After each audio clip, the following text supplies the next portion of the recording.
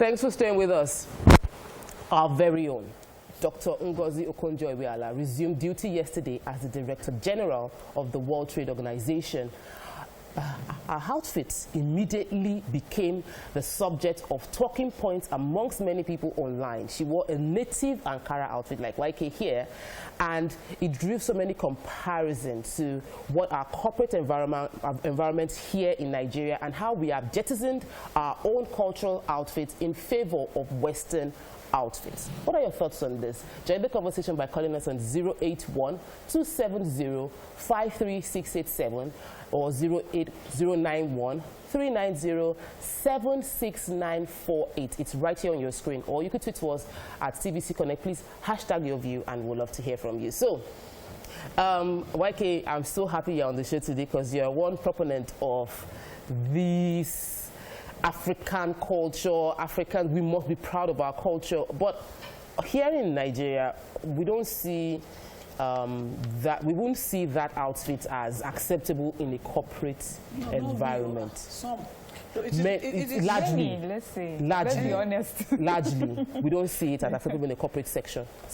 Yes, because our mindset has been we have been indoctrinated to believe that anything African is bad. Yeah. Everything, like, I mean, your hair is really lovely, but nobody is going to look at your hair and say, oh, your hair is lovely.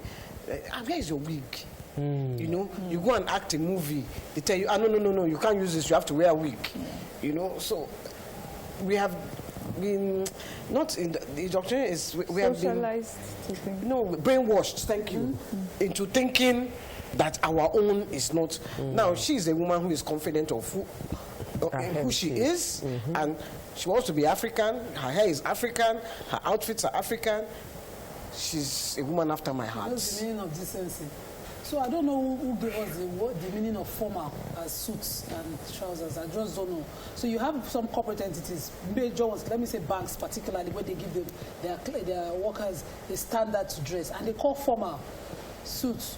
When I debated on at the Wimbies, I had to prepare and see how the women. One thing I loved about all the women, and the Wimbies would not just pick women from anywhere. They picked women who were leaders, forerunners of companies, and they were pace setters in different corporate world.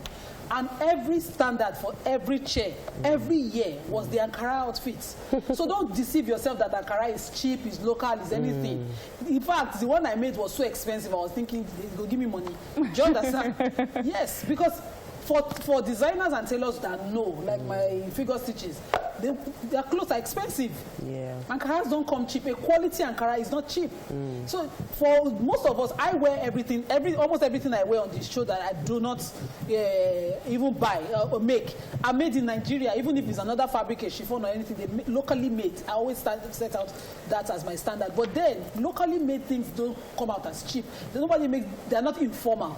You can actually make them into jackets and suits. The one that Mariah is wearing for T-Smart was a jacket named, and you can look, totally corporate. So Mariam, what was it when you first heard the hula baloo over she wore Ankara and all of that? What was your first thought? So for me, I'm of two minds concerning this topic, because first of all, I'm like, this woman, this brilliant, intelligent woman, has just been made the DG of World Trade Organization, and here we are talking about her fashion again. When it comes to women, it always boils down to what are you wearing, and sometimes it comes across as disrespectful. How about all the important things that is going on in her brain and what she can offer? So on the one hand, on the second hand, I also think it's a good conversation to have, because I think a lot of people have struggled with that, like the acceptance of our cultural outfits and our designs and making them, appropriate for all occasions, not just ceremonial occasions. Like would wear them for Christmas, for important events, for weddings. So it's not like there's a disrespect for our culture or for our attire, but we just think that it does not work well in the corporate environment. And I like to see this, what she wears, and how she wears it so confidently and so boldly. Even saying that for me even comes across like, of course, how else would she wear it if not confidently and boldly? Like she's doing someone a favor, but she's not. But that is the only way we should wear our outfits. But it's important to also understand that we are growing. We cannot keep, you know, repeating the fact that, oh, Nigerians do not like their outfits. I think we have grown from there. There used to be a generation of Nigerians who did not like that, who did not understand it, because that was what they were fed. But many people of my generation, of the generation before mine, and even ahead, you know, we're embracing our fabrics, we're embracing our styles, we are putting them on runways. Celebrities all over the world are wearing them. So sometimes fashion is seen as a topic that is flimsy, but you can see how powerful this fashion statement is. This is a huge fashion statement, and thank you for doing that. So we'll take this call. That still doesn't make it formal yet. We need to discuss the formal side. Oluwakemi, welcome to the show. Good morning. Good morning. Oluwakemi, so what was your thought when you saw this? Yeah, good morning. Good morning. Hello? Yeah, I can hear you. Yes, please go ahead. We can hear you, please. You're live. Yes, So, for Okonjo-Iweala, I think what she's doing a good job. And the problem I think we have in Nigeria is this. Our tailors are wicked with the way they charge it. When you give them clothes, you buy clothes 7,000, you take it there, it's charging you 10,000. By the time you go to market and you look for this, That is so funny. Oh. But I love the point. Yes. I love the point she made. But Waike was going somewhere with, is it formal? Yes. We'll go to what she said, but does that make it formal? I was going to say, okay, like what I'm wearing is not formal. Yes. It's far from formal, but can be formal. Yes. Definition. According to what the lady said, what I wanted to wear today, my tailor spoiled it. So we're calling out tailors today. So, which would have been more formal, but that's not the issue. We're not talking about organizations. Okay. Yes. Accepting. Are they accepting, like newscasters, to be African?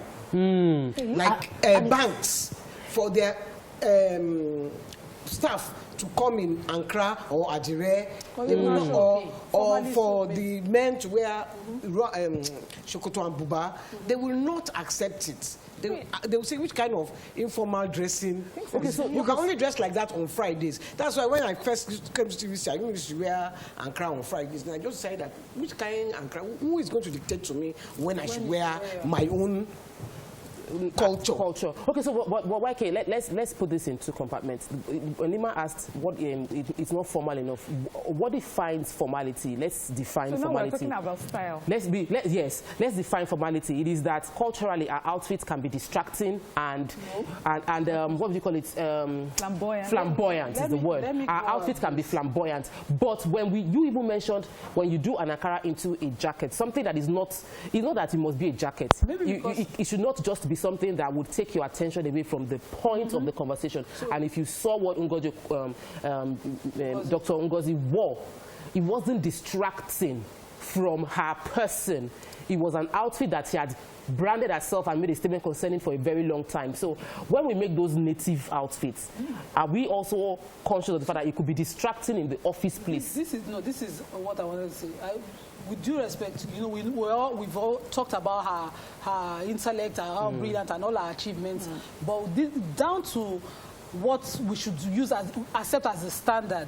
The standard for formality is that you're not showing off body parts in what you're wearing. As long as you're well covered, you're decent. Because in law, during the law school and all of that, we're giving colors. Some colors are considered out in your face. I can't wear white or pink to a courtroom. So you wear dark colors, nudes, brown and navy blue and dark black are accepted, but every other color is not. So, and even there, decency is what is important. So what Waike is wearing, like she said, is not formal. It's showing off skin. But what Okonjo is wearing is fully covered. And women can wear that no matter the colors, if they're not out in your face. And that should be formal. Isaac is calling all the way from Rivers State. Welcome, Isaac. Oh, sorry, we lost that call. For me, talk to Nima about formal and informal. Yeah. Because to me, the courtroom why must they wear black and brown? Wait, Because let me finish. Because it is, they brought it from London. I don't want it. Excuse me, they brought it from London for you to wear that wig. And you know why they are wearing it like that in London? Because it's cold. Yes. Oh. Here, you will now be sweating and smelling inside black and wig. Come on, and the court will not have AC. Yes. We really need to domesticate our practices, Yes. you know, and we'll talk more on that when we come back from this break. Stay with us, we'll be right back.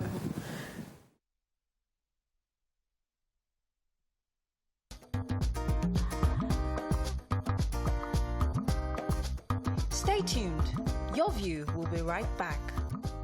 Welcome back to the show. Conversation was getting heated and then we went to the break, but you all know Mariam was going to take it further with this discussion. Of being formal, you were saying what's formal and what isn't. I found it interesting when Nima said that she could make the Ankara into a jacket. So the jacket is a Western style. It's not necessarily an African style. So now, so I'm saying now, are we asking that we take our cultural fabrics and then make them into Western style still, which is what I think we're trying to say, that it's better to find styles that are originally ours. So it's not just about the fabric, it's also about our styles. You're right, I agree, in my opinion, that our styles can be quite flamboyant and in your face and everywhere. But even the British have very flamboyant styles when it comes to their dinner wears and things like that. But I think they worked over the years to find something that was suitable for their corporate or work environment. And that's what we also need to do over time. We have designers galore who are always doing runway shows and things like that. It would be nice to see something originally ours that we can also sell to the world, and they would wear it also in their corporate environment. So it's only us. I want to ask a question, because so that we drive towards the point, is it possible for our corporate Nigeria to embrace the fabrics, our local fabrics in the workplace? Can we formalize this local fabric? Can I just quickly add? I remember when we were growing up, when you have watched the news on TV, I think I'm just now realizing where did it change.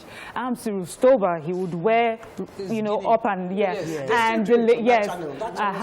they would wear the, they would tie their head fully with the gele and everything. It's just that they now wear wigs on that, so they look quite ridiculous, those Oyibos wigs. But I don't want to go there because you all wear wigs. So, we thank God. We thank God. I love how Mariam is looking. We thank God. I wanted to say that. I deviated. But I wanted to say, go on, I forgot. Okay. I'd like to see, some of our because we have women in all of these corporate sectors, and they are the ones championing this formality to death. They're copying everything. They'll be looking at one Oyibos magazine and saying, this is what I think formal looks like. It's your mind. I'd like to see them champion the way they have, because it's only us in the West African countries who don't proudly wear their fabrics to their workplaces. If you go to Ghana, when I was shocked to see the way they were just walking as if it was normal. If he's here, they'll ask you, are you going to the market? You're looking at, wearing an Ankara up and down. The way Okonjo was wearing, her neckline is all showing. So we know what formal is. So formal is that your hair is not let down. An evening wear is that your hair is let down. Formal is that you take your hair off your neckline. You have a round neck. You're looking covered. Okay. Decent. So can we talk about the economy of localizing our formal wears? Can we discuss the impact on our economy? Because right now, the average formal outfit is Turkish and is imported, or China. It's either Turkey, UK, China. And that means that we are spending a lot of money bringing in this outfit into Nigeria, and we're providing work for people over there. So now, talk about the economics of bringing in this economy, making sure that these outfits are made in Nigeria. It will be fantastic. Let me take this phone call first before I take your opinion on that. Welcome to the show. Good morning. Oh, my namesake. I was hearing Tokwe on the phone. I'm like thinking, Tokwe, it's me. But then it's you. Welcome to the show, Tokwe. Good morning, please. Good morning. Tokwe boy. Oh, yeah. I'm happy to be with you for the first time. Welcome to the show. I've loved having a chat with you on your program. You discuss very, very well sensitive issues that affect the nation. I want to say, I was proud when I saw Dr. Okonjo-Iweala yesterday with our native wears. I really want to say that attire is really saving a lot of forex for Nigeria. Because even as it is, you wonder why people are bringing in toothpick, which affects our naira. Because whatever you bring into this country that is foreign brings down the value of our naira. So I support you, babes, of saying the banks and even the courts that they should try and put on the local attire. I'm happy to see my mentor, late Anikulapo's daughter, on her attire, and I pray Tope and the rest, you call it Kokia. Thank you very much. You have a very fine day. Thank you, Tope. See your smile. I was going to say, I noticed when I was 50, and then after I was 50, a lot of ladies who were 50 at that time chose to wear designer from, you know, all this everywhere. Designer that would cost $10,000 to just wear this. I wore a dress from a Nigerian designer. She's famous and her dresses too are expensive. But it was a Nigerian designer and it was a beautiful dress. Keep the money in Nigeria. You know, it was a beautiful dress. So I don't, even if I will celebrate my 60th, I will never go, even if I can afford it, go and buy international. I will wear an Africa. I will go and sit down with a Nigerian designer and say, design me something for my 50th. Do you understand? Yeah. So I think when we start to look inwards, when we start to look, the money will stay here. When we start to stop buying wigs, our money will stay here. You know, and the reason I'm going to wigs as well, because Okonjo-Iweala has natural hair. The reason I'm going to wigs as well, and I'm not trying to yap any of you, I'm just saying, Oyibos has given you the narrative of beauty. The narrative of beauty is long hair, small nose, thin lips, but that is their own narrative. African narrative is different. Yeah. I used to tell Tokpa, I said you have beautiful hair, and you don't want to always wear because it's hard for you to come. So do weaving. There's no amount of story that I didn't tell Tokpa about weaving, because you have beautiful weaving styles. If you see my hair, see my I'm not Soraya, so I can't remove my scarf. Weaving, they have beautiful styles. Hair. But we have a phone call. Abigail is calling, and I would like to take Nima's opinion concerning the economic effects of all of this. Welcome to the show, Abigail. Yeah, good morning. Good morning. I'm a first-time caller. Welcome to the show. Thank you. Thank you so much. Yes, thank you so much, ma. We're so proud of Okonjo-Iweala. You are listening to the TV, please. Okay, thank you so much. We are so proud of her, and I love her attire. All right, Nima. So I'll come back to tweets. What I feel is that if only, you know, our government, and I always say that I don't know where the National Orientation Agency is. Their job is beyond just putting jingles out there. Their job is to look at, you know, in fact, this divisiveness this division we are sensing in the country right now would have been stemmed. I don't know whether they're underfunded or they're not even being funded under this administration, but they're the sleeping, if not dead now, as an organization. Imagine that they were doing the maths for the importation of wigs. Somebody did the calculation of stick to clothes. The highest importers. I'll finish, of bleaching products in Africa, wigs, and you know, fabrics. When the one issue happened, Nigerians turned to well, I was thinking they would turn to Aba, because you see some of the best of fabrics, and BC, House of BC, you know, attest to it, come from Aba.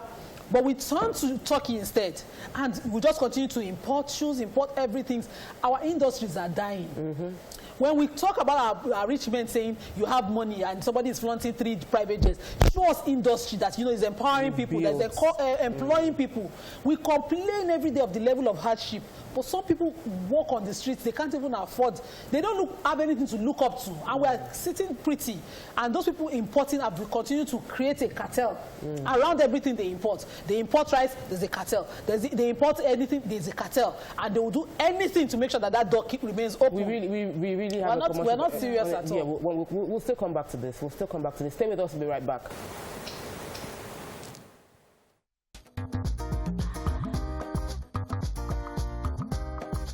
Stay tuned. Your View will be right back. Thanks for staying with us. This topic is causing controversy. Thank you, everyone, complimenting my natural hair. It is a lot of work, though. But back to the economics of economic impact of this formal sector embracing foreign outfit as our formal outfit, which means that 5 days in a week, we are expecting every corporate worker to wear outfits that means we are taking money outside Nigeria. You're right, but then, one thing that's interesting about that conversation, taking money outside Nigeria, even when you do with our Ankaras, most of our Ankaras are imported. The Hollandaise, the Ghana wax, and things like that. A lot of them. A lot of them. So I think it was YK that even made me realize that the attire itself, the fabric itself is also imported, just the print. So we need to, of course, revive our textile industry, and that is how we can put money in pocket. But secondly, I don't know which comes first. If it's the fact that we need our tailors to do better, please.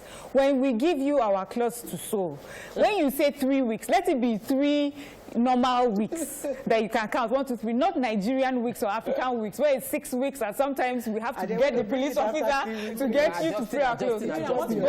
But what we need to do is, but what we need to do is have of course, an industry where I can go into a shop just like with the other brands and walk in and get it. And then also the cost of buying African clothes or Nigerian clothes is much more than when you get the Chinese ones. The quality, of course, is better, but it costs so much. Many Nigerians can't afford to. So when they spend on a Nigerian outfit, is that they are putting a lot of money so that they can wear something beautiful. Have you seen my DP? With high quality. Have you seen my DP? I have my little granddaughter. I bought her an African dress.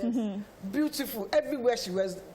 Beautiful. We really, this topic, we cannot exhaust it, but the truth is that there are many advantages to us localizing our formal outfits, and it would need to start from the government. If all our federal institutions formalize wearing our outfits, our native outfits, we would go far in reducing our pressure for importing foreign fabrics. Eventually would reduce the price.